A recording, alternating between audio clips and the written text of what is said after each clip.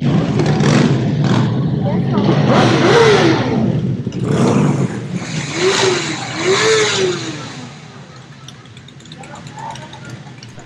everyone, this is Vish and this is Ayan. Welcome back to our channel wish and trip.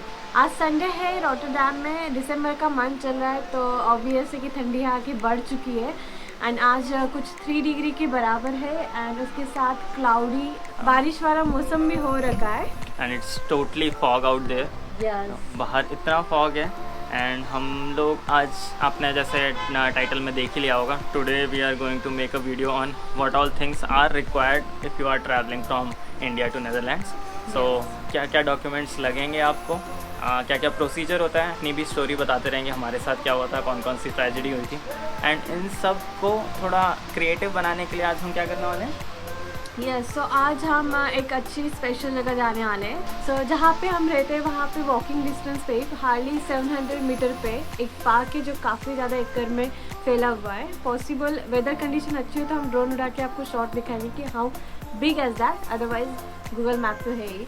And जैसे ही वो start होता है वहाँ पे बहुत अच्छी सरप्राइज़ है जो मैं आपको दिखाना चाहूँगी, और मैं उसे देखने के लिए हमेशा वॉक करके जाती हूँ। And I saw that moment, it's very beautiful. Let's have a look there. अच्छा, आप देख सकते हैं यहाँ पे कूड़ादान कैसा होता है। बैग पैक करनी होती है एंड जो आपने खोलने का देखा उसे खोल के उसके अंदर डाल के नीचे ड्रॉप करना होता है। सो पेपर के लिए अलग होता है, ग्लास बॉटल आप ऐसे ही फेंक सकते हो अलग साइड में, अलग सेक्शन में जहाँ पे ग्लास बॉटल पड़ती है वहाँ पे। कैन यू इमेजिन आप ऐसी जगह पे रहो जिसके पास में ऐसा गार्डन है जहाँ पे आप डेली वॉक कर सकते हो। And I am so lucky to have this place. तो जहाँ पे मैं ज़्यादा वॉक करने नहीं आती, but I have plan to start it.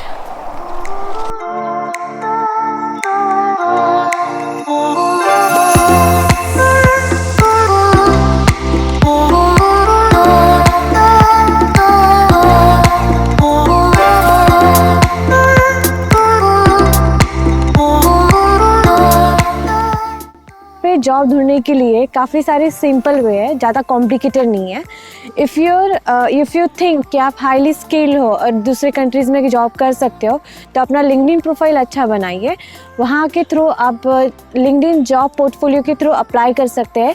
And same way में आप इंडीड, मॉन्स्टर बोर्ड जैसे पोर्टल भी यूज़ कर सकते हो। और the another trick is that आप काफ़ी सारे ग्रुप ज्वाइन कर सकते हो, जैसे job in Facebook group actually, जैसे job in Netherlands, Indians in Netherlands, इस टाइप के ग्रुप पे आप पोस्ट डाल लो या देखते रहो, अपडेटेड रहो।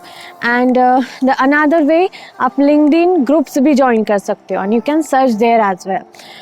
सो आपको जब जॉब मिल जाएगी आपको एक इम्पॉर्टेंट चीज़ चेक करना ज़रूरी है कि आपका जो एम्प्लॉयर है वो स्पॉन्सर रिकग्नाइज है या नहीं।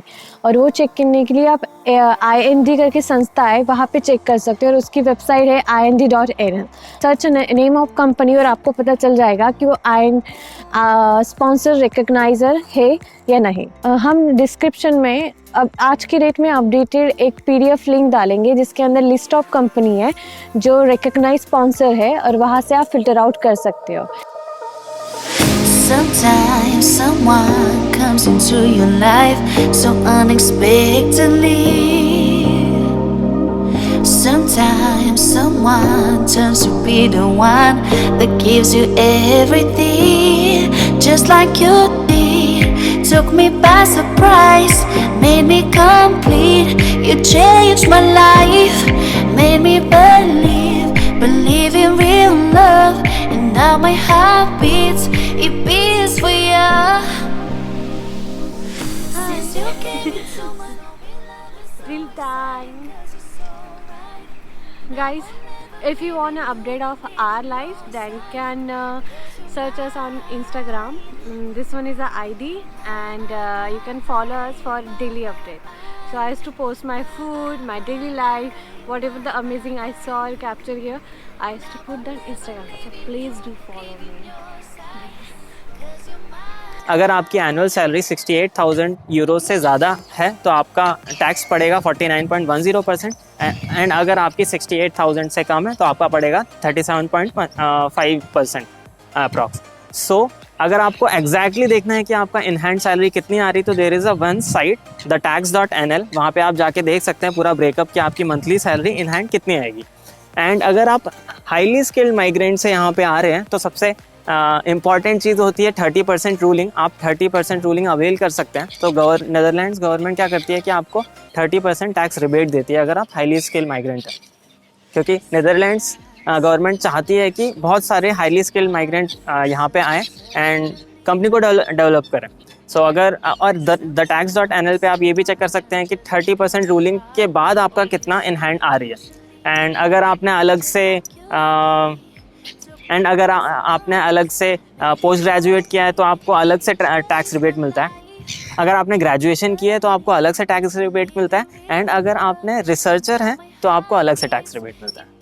अगर आप पूरा मंथली एक्सपेंस जानना चाहते हैं कि अगर आप यहाँ पे आ रहे हैं तो आपकी कितनी सैलरी और आप कितना में सर्वाइव कर सकते हैं, एंड एवरेज सैलरी कितनी होती है सॉफ्टवेयर इंजीनियर की, तो हम एक पूरी वीडियो अलग से बनाएंगे कि मंथली लिविंग कैसा होता है, एक्सपेंसेस कैसे होते हैं, अगर आप अकेले आ रहे हैं तो कितना खर्चा जाता है, अगर आप फैमिली के साथ आ रहे हैं तो कितना खर्चा जाता है, और मीडियम बजट कितना होना चाहिए।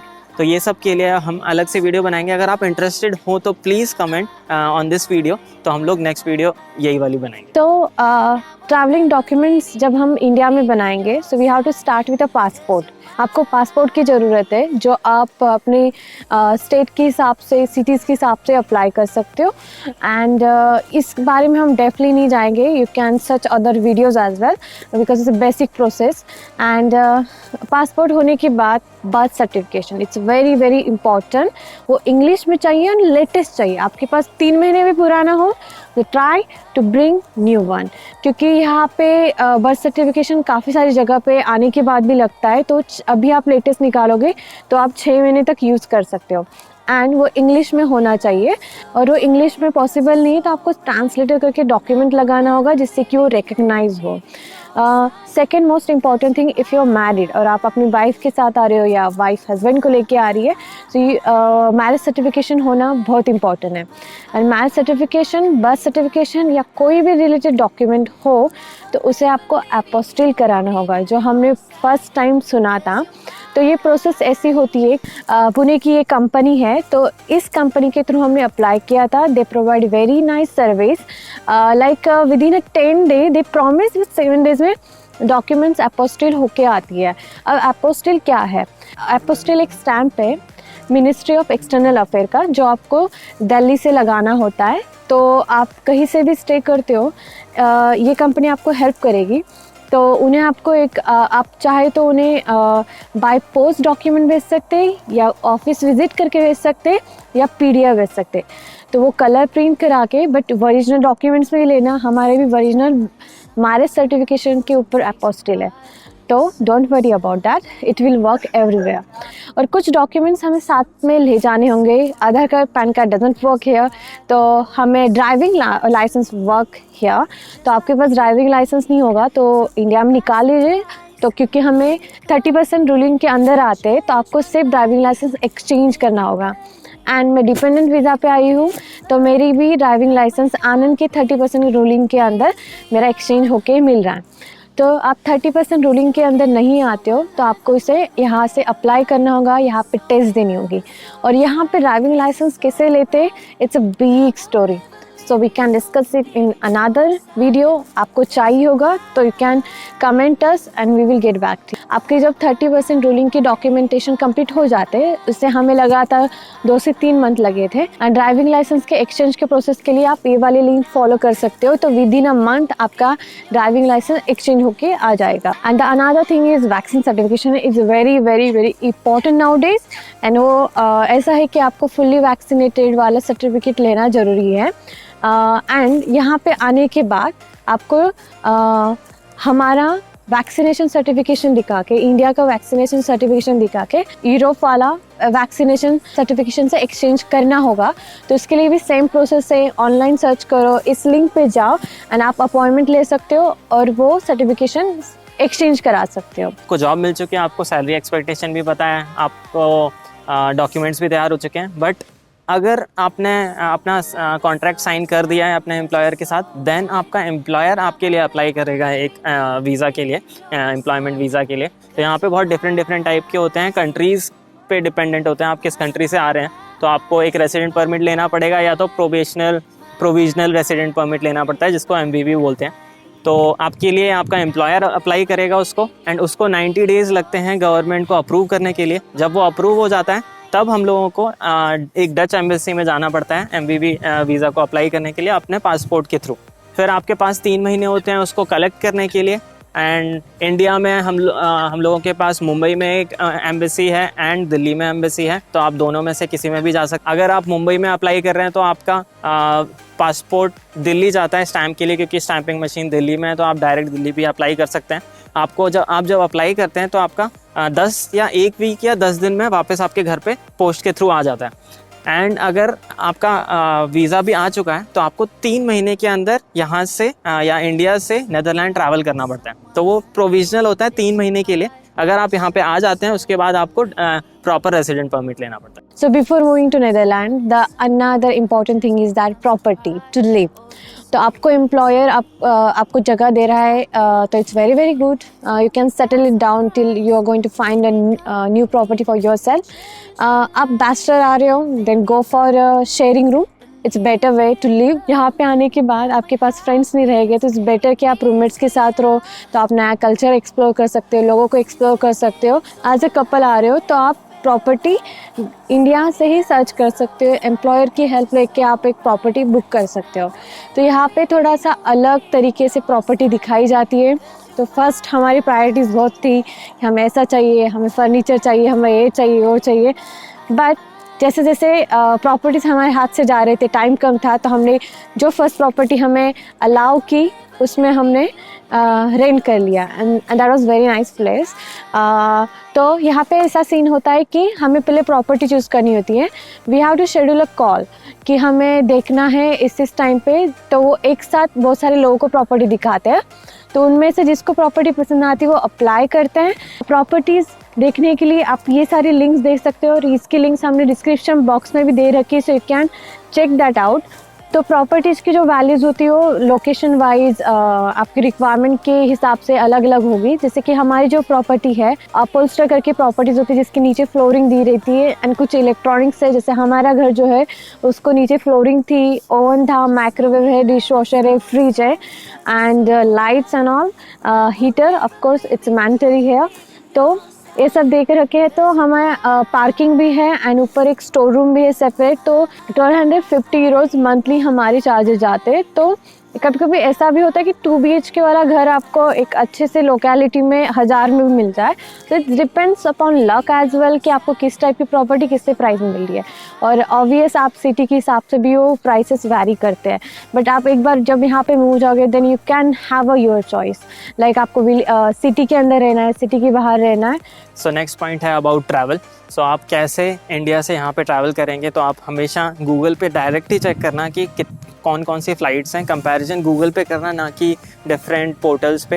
एंड कोशिश करना कि आप एक ऑफिशियल साइट से ही बुक कर रहे हैं। जैसे कि आप कतर से आ रहे हैं तो कतर एयरवेज से बुक करना, एयर फ्रांस से आ रहे थे तो एयर फ्रांस से बुक करना, ना कि कोई अलग से पोर्टल पे। क्योंकि अगर जैसे आप नीदरलैंड आ रहे हैं एंड आपकी फ़्लाइट में ट्रांजिट है, तो ट्रांजिट जिस कंट्री पे है उस कंट्री की गाइडलाइंस देखना। अगर आप नीदरलैंड आ रहे हैं तो नीदरलैंड की गाइडलाइंस देखना, और नीदरलैंड की गवर्नमेंट की साइट पे ही ट्रैवल रेगुलेशंस हमेशा अपडेट होते रहते हैं। नीदरलैंड्स में most of the transaction online होते हैं। तो बैंक अकाउंट होना बहुत इंपॉर्टेंट चीज़ है।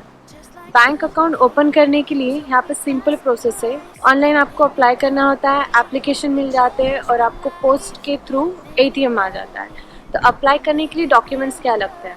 First, mobile number, second BSN number and residential permit and address जहाँ पे आप रह रहे हो। एंड एड्रेस के लिए you can use housing permit, that's it. So bank choose करना सबसे इम्पॉर्टेंट पार्ट है। तो यहाँ पे आपको क्रेडिट एंड मास्टर कार्ड नहीं लेना है, यहाँ पे आपको मेस्ट्रो कार्ड लेना है। एंड जो मेस्ट्रो कार्ड क्यों? क्योंकि ये हर एक शॉपिंग मॉल में यानी शॉप्स में अवेलेबल होता है, so you can pay it easily. So and the second point is that कि आपको मंथली चार्जेस देखना है कि आप किसी बैंक की सर्विस लेते हो तो यहाँ पे मंथली चार्जेस कितने लगते हैं। यहाँ पे फ्री सर्विसेज नहीं होती है जैसे कि इंडिया में हमें मिल जाती है। And second cheese, yearly charges भी चेक करना ज़रूरी है। एंड थर्ड चीज़, आपको ये चेक करना है कि ये बैंक एक्सपैट फ्रेंडली है क्या, मतलब बाहर से जो लोग आते हैं उनके लिए सर्विसेज जैसे वेबसाइट सर्विसेज इंग्लिश में होनी चाहिए, तो कस्टमर सर्विसेज इंग्लिश में होनी चाहिए। ये सब भी हमें देखना पड़ता है क्योंकि यहाँ पे ऑलमोस्ट हर एक चीज़ डच में होती है and it's difficult to understand some time and difficult to read as well. Talking about us, our choice is bank, it's very nice, services is very nice.